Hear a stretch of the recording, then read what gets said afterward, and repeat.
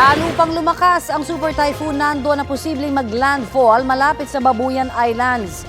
Sa ngayon po ay namataan ng pag-asa ang mata ng bagyo, 160 kilometers silangan ng Calayan, Cagayan. Taglay po nito ang lakas ng hangin na aabot sa 215 kilometers per hour. Tumutok lamang po dito sa Balitang Hali para sa 11 a.m. bulletin kaugnay ng Super Typhoon Nando. Nagbabala muli ang ahensya sa posibleng daluyong o storm surge. Maaari umanong umabot sa mahigit 3 metro ang taas ng tubig dagat na raragasa sa ilang coastal areas ng Batanes, Cagayan at Ilocos Norte. 2.1 hanggang 3 metro naman ang inaasahang taas sa ilan pang coastal areas ng Cagayan, Ilocos Norte at Ilocos Sur.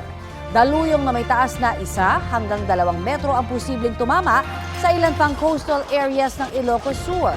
Dahil sa Super Typhoon, delikadong pumalaot ang lahat ng uri ng sasakyang pandagat sa mga baybaying sakop ng Northern Luzon at Northeastern Seaboard ng Aurora. Hindi pa man lumalabas ng PAR ang Super Typhoon Nando, may posibleng mabuong bagong bagyo sa Pacific Ocean. Namataan po ang pag-asa o ng pag-asa ang low pressure area 1,345 kilometers silangan ng northeastern Mindanao. May medium chance po itong maging bagyo sa loob ng 24 oras, sabi ng pag-asa.